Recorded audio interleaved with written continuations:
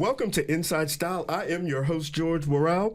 Throughout Women's History Month, we are celebrating extraordinary women who are leading with purpose, strength, and a vision for community. Today, we are interviewing the First Lady of Baltimore, Maryland, Hana Scott.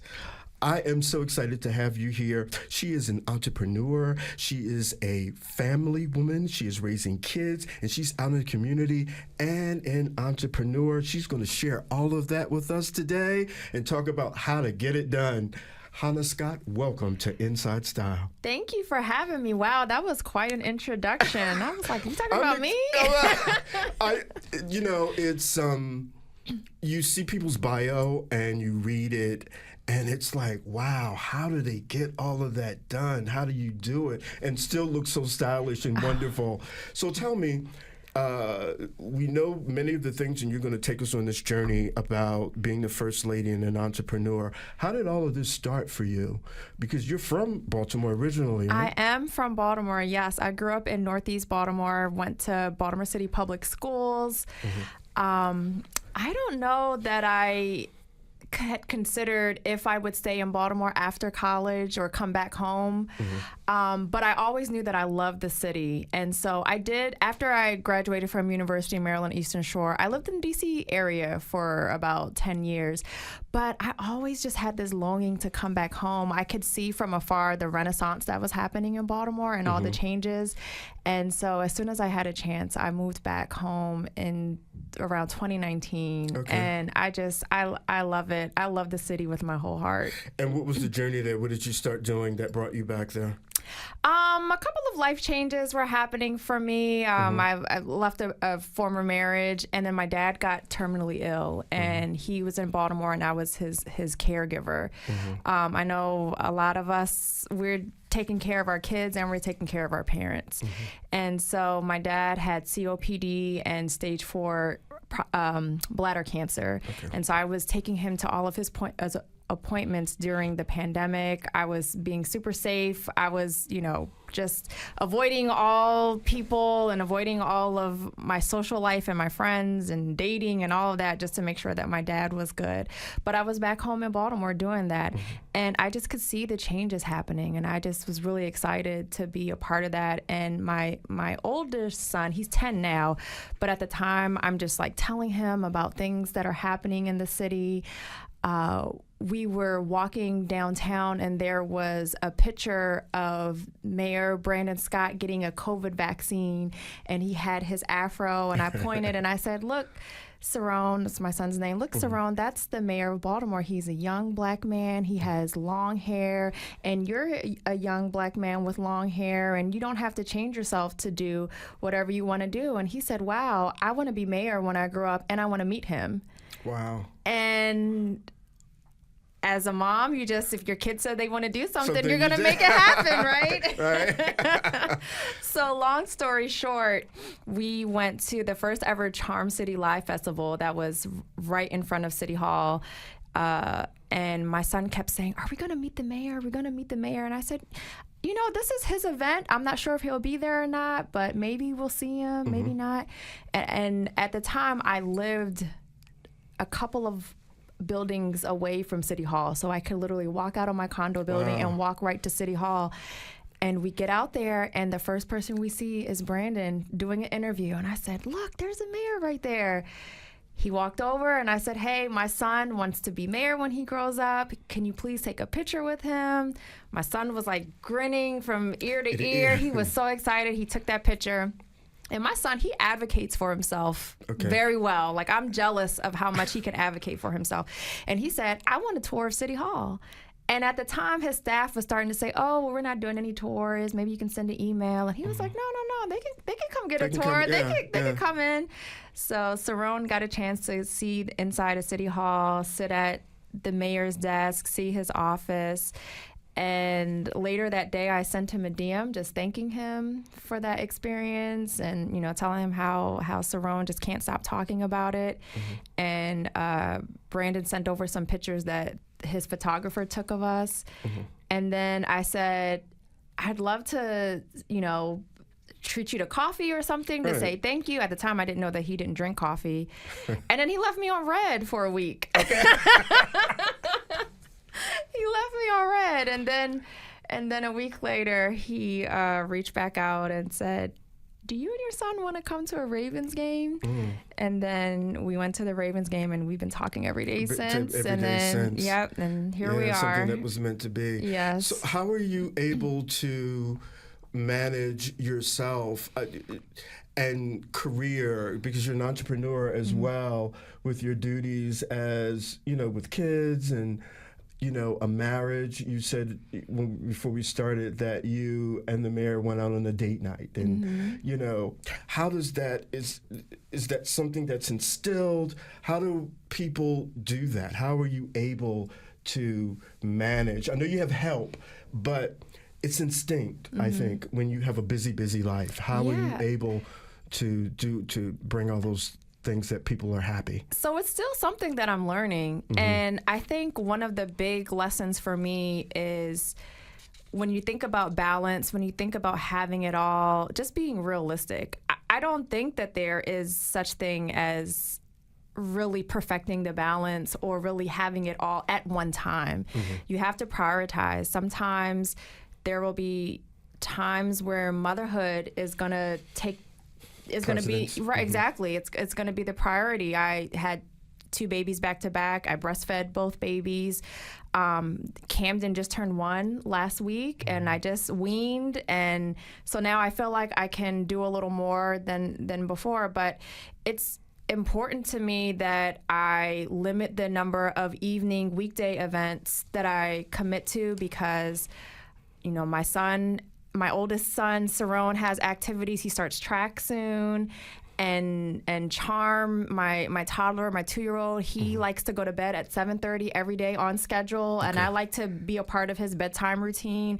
And so I am at this period now where motherhood and family is very important. And I want my children to know that I'm here, and I prioritize that. But I also would be a little bit foolish if I don't kind of take advantage of the position and the role that I'm in now and be able to pursue passion projects, not just even entrepreneurship, but being able to reach kids, being able to participate in Women's Month events, being able to advocate for arts, being able to, going back to the entrepreneurship, get new clients, or even participate in business development, like the Goldman Sachs 1 Million Black Women in Business program. So I have to plan it out. I have to say, this is the time, this is the 2 months that I'm going to really go into my business development. Or I know March is Women's Month, so it's going to be a busy March for me. And then I'll be able to kind of reel it back in April. So I have to plan that stuff out and just know that I can't do it all the time. Wow. So do you think about legacy? Do you think about the input that being in this a unique position, partner, because it's a partnership with your husband, do you think about that consciously, about seeing young women, seeing young men and women of color, and what that means, the history of Baltimore, where it's going, all these thoughts in your mind when you are engaging, when you're thinking about the arts, should we have a program, returning citizens, and what the nation, the world thinks about Baltimore? Are these things that you constantly set out and say, I've read that, that's not true, or I like this, let's see if we can go down this avenue? So I think you asked a few different things, but one of the things that attracted me most to Brandon is how authentic he is and how accessible he makes himself to our young people. And it's even how we met, right? My son wanted a picture because he wants to be mayor, and he wanted a tour of City Hall. And I think about when we were growing up, I might have seen successful Black adults come back for a career day, but not necessarily every day, right? I think there was this notion that when Black folks did well, they moved away from Baltimore. They moved out of the city. They moved into the county. And so remembering how I felt as a young person, thinking like, oh, should I move away when I make it, or whatever making it means, and then thinking about how I want to change that for young people, how I want to be accessible, how it's important for them to see that you can come from the city, face obstacles, make it, and stay here, and it'd be okay, and you don't feel like you have to chase a dream and go to a county in order to make that dream come true. So first and foremost, I think that's important. And so anytime that I can connect with young people and show them I'm here, and I know I present a certain way, but I came from humble beginnings. I got free lunch. I was raised by a single parent. My father raised me and my brother, and we shared one bedroom until I went away to college. And education was the way out. And to kind of share that over and over again with young people so that they know that that's not far-fetched for them too. And then when it comes to things like arts or anything empowering Black women or families, those are just things that I am passionate about because they're things that I care about. And so it's easy to connect with an organization that's trying to get more arts education in Baltimore City schools, or connect with a nonprofit that is implementing mindfulness and wellness for Black women, and the notion that we deserve ease and rest. It's easy for me to make those connections because that's what I truly feel. I'm not an outdoorsy person, so if you were to say, I might not be able to go on a hike, or something like that. But things that come naturally to me, it doesn't feel like I'm doing that much work. It's just second nature to me. How did you know what came naturally for you? So I will say that when I first entered adulthood, I didn't know. I don't think I had a strong sense of self. I was still finding myself. I had, I didn't. My mother didn't raise me, and so there was this kind of maternal figure lacking there. And I grew up in the children should be seen and not heard era, which, do as I say because I said it, but it makes you not really develop strong critical thinking skills. You don't do things because you're scared to get in trouble. You don't necessarily say you're not doing them because it's the wrong thing to do, right? And so I took some time in adulthood to really find myself, to grow confident in myself and confident in my voice and decision making, and understanding what I like and what matters to me. And I think it's hard to be a Black person in this country and not be radicalized and not care about things that are advancing Black families, Black women, Black communities. I feel like you're not paying attention. You're not. What is that quote? To be Black in this country is to. I don't want to misquote it, but it's like, but not are to be a even, part of what's going on. Are you even conscious, right? Yeah. And so, I think after, to be honest, after the murder of Trayvon Martin, things started to change for me, and I was just like, I can't do work that doesn't advance Black communities. Even in my entrepreneurship journey, I provide operation, strategy, and project management to small teams and businesses. When I first started my business in 2017, I was taking any client that would pay me money. And most of them were like wealthy CEOs, white men in Boston who had businesses. And the longer I stayed in business, the more I decided, you know what, I'm going to shift my focus to Black women-owned teams, Black-led teams, and mission-based organizations. And now I feel like I have the luxury to choose the projects and to choose the organizations that I work with. And I want to be proud of the work that I'm doing every day. But how do we inspire? Because I believe things can be taught. I believe, like you said, you can pay for different things. But I think if you can inspire somebody to do something, it's lasting. So like you said, you turned your business focus to basically people who need it and may not have access to it. Absolutely, the under-resourced. Yeah, like the people that you were probably serving, yes, it was great, but they had so many other opportunities. But the knowledge that you have, maybe the underserved is not open to that. And that for me is for fashion or, returning citizens, how you should look when you go to work and how you should feel. What was the turnaround time for you? Like you said, you did that self-help and that self-thought, but the inspiration to go out and say, I want to tell somebody else that. I felt it. I learned it. I want to tell somebody else that. Do you think that's a part of our responsibility going forward? That is such an interesting question because when I decided to shift my focus, I didn't do it with the thought that I was spreading the gospel about changing, right? But as I told my story a couple times and I saw the reaction, I realized, again, going back to connecting with young people, when I go into the schools or I go to these programs and I talk to them, I might talk about myself for about 5 minutes, and then the rest of the conversation is they can ask me whatever they want. It could be about my entrepreneurship journey. It could be how I met Brandon. It could be what my favorite female rapper is. Whatever they want to ask me, they can.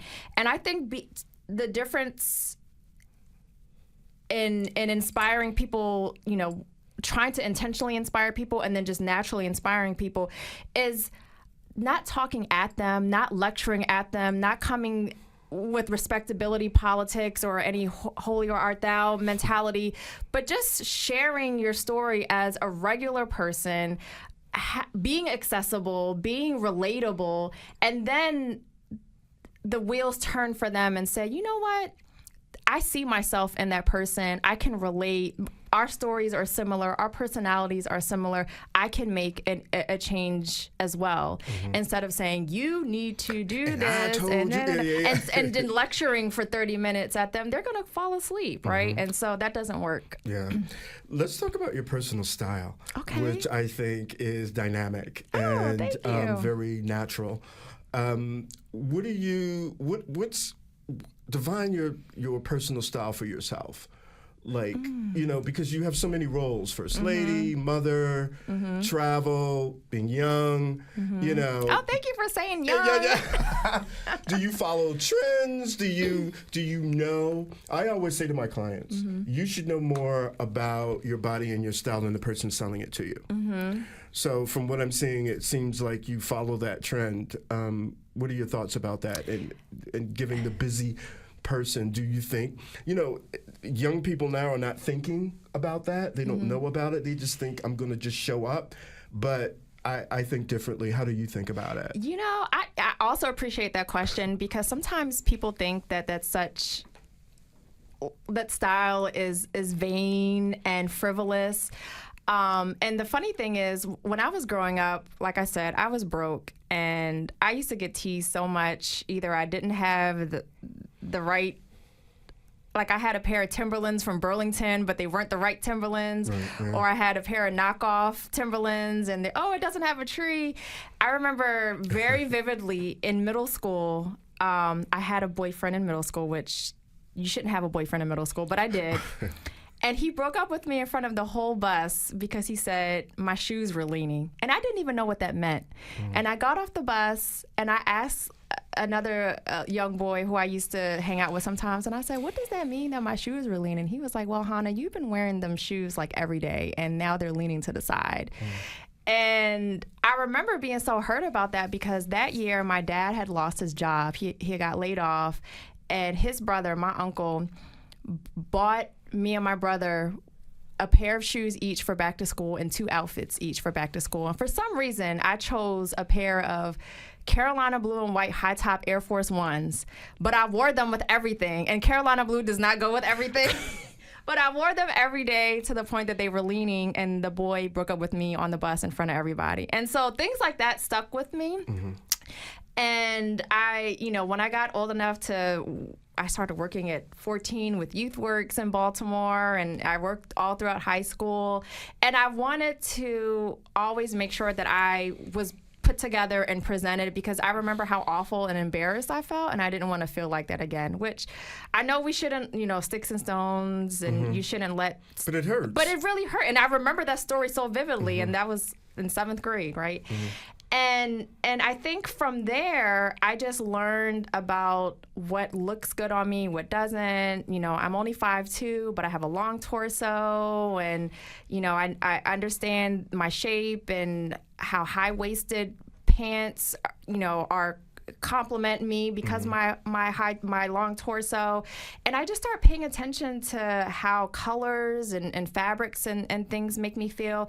And I feel really inspired by our former First Lady Michelle Obama and how much she tied fashion into her work too. And no one can ever say that First Lady Obama wasn't for the people and that she was frivolous or but she understood the importance of how she showed up, and about comfortable. She understood her height. Yeah, and even supporting designers and all. There was so much intention about all the outfits that she showed. Even now, the book, and even when she wants to step out, I remember those glittery Saint Laurent thigh boots, and I was like, man. And so I think about her when I am putting together outfits. And Brandon and I really don't do the whole respectability politics. I know you've seen Brandon show up with tennis shoes with his tennis shoes with suits, and they called him DEI mayor because he had that varsity coat on that said Baltimore City. And I am not good a pantsuit woman like Kamala or Hillary. And so if I want to wear a fitted gown or a bodycon or something like that in a tasteful way, I'm going to do that. And so I like to think about what is complimentary, what makes me feel good. And I'll be 40 this year, and I don't want to dress like an old hag. I want to look like, so. But you said a key word, tasteful. So it's about knowing your body and knowing that in many instances, my client list for being a stylist, from styling for 25, almost 30 years, is that you're dressing for the office, and that the other piece is secondary. So you understand this. There are things that you can go, like you want to, it's just because you're setting an example, somebody's looking at you. So it's all of these responsibilities, and are we able to handle it? Are we able to do it? And knowing when to force the envelope. And there is and always will be a double standard for men and women. You know what I mean? Like, so... a guy can get away with whatever, but women are just unfairly going to be judged about how they look and what they wear. Yeah, I remember we had posted some pictures. We went to Martha's Vineyard last year, and at the time I had two babies under 2, and someone commented that I had ruined my body having all these oops babies or something like that, and and it was a woman who said that, and I was so upset because, especially as Black women, there is a level of danger in being pregnant and bringing life into this world as a Black woman, and any way our body looks after, at that point I had 3 children, should be celebrated. And for this person to say that I had ruined my body, it was just like, man, what was the point of saying that nasty thing to me? So and I think I just had on like a long maxi dress, nothing too crazy. Are you able to, being in this role, just kind of taking it for what it is and kind of moving past and navigating? There's something that's been a theme for Women's History Month and for the women that I've been talking to. It's called finding your tribe. Do you have your tribe? Oh, absolutely. I would go crazy without my tribe. I have some friends that I've been friends with since middle school. I have some friends from college and even later in life. And I really, really depend on my group chat, because there's so many times that I want to say something back in the comments and I just have to put it in the group chat instead. And like, I can't say this, but I have to say, but yeah, I mean, between Brandon and you know, family members that I'm close with and my friends that are in this journey with me, I have to have my tribe. For those who are listening, and I know for myself, coming from not so much family hurt, but when you're different or you're unique, and I hope people will identify, I think everybody has this characteristic, but when you're not like everyone else, how are you able to turn that hurt into something that my hurt drives me? When you tell me no, drives me. When you say it's not good or it's could be better, it drives me. What, in our lasting minutes, what drives you from anything, like from that comment? What keeps you going? Because we hear it every day. The suicide rates, drugs, alcohol. I'm a recovering alcoholic of 30 years. I've been clean 30 years. Oh, but congratulations. Thank you. I'm glad you're still here with us. Yeah, I mean, I'm having my best life. But Yes. sometimes people with hurt, and that's why it's called InsideSTYLE, because style encompasses everything. It's not just your fashion or your clothes. It's you. It's inner, your friends, where you live, where you work, all of those things. How are you able to keep moving forward, Hana? Wow, I think that that's something that I'm still learning. And yes, congratulations on 30 years. And both of my parents are alcohol. Well, my father has since passed away, but have been alcoholics. And so, and I have a lot of substance abuse in my family. So I've seen how unhealed hurt and trauma can kind of lead to that. And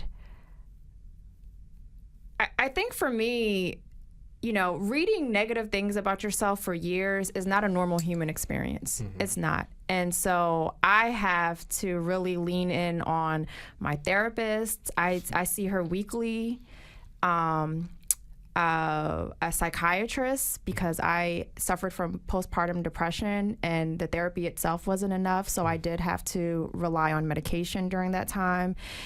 And you know, again, my village, Brandon, my friends, my family, lots of prayer. And sometimes you forget all the accolades. You know, I was talking to my therapist and I said, I was crying and I said, you know, I turned 40 this year and there's all these things that I just haven't done that I thought I was going to do. And she just said, no, let's reframe that. Write a list of all the things you have done. And the things that you haven't done, you just haven't done them yet.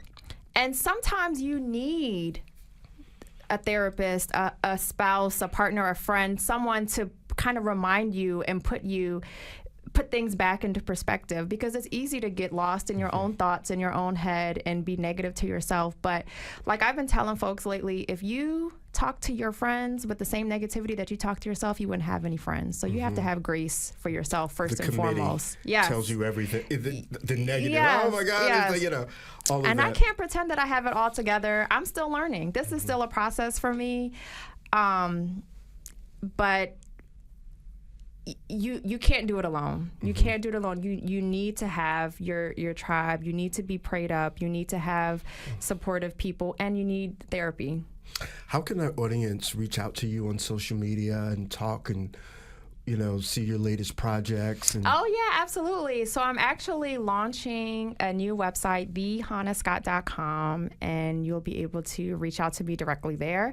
And then The Hana Scott on all socials, TheHanaScott. And I respond to when people reach out to me on Threads and LinkedIn and DMs. I try to respond as much as possible, because I think it's really important to, you know, be accessible and to just, I don't think I'm above anyone. I'm a regular, smuggler person, and I've had similar challenges that everyone else has had, and I think it's really important to stay connected. And so if it's a reasonable request, I'm there. I love it. And you're here today. You got to come back. Yes, And please have me back. Please bring Mayor Scott next time, and we'll all sit down and we we'll can chat. talk about his style a little bit. bit. Yeah, we talk about his style. Thank you so much for sharing your story, your insight, all of those things in our viewing audience here on Inside Style. Please check out my show on WHUT PBS Neighborhood Favorites. And remember, real style starts with being comfortable in your own skin. I'm George Worrell. I'll see you next time.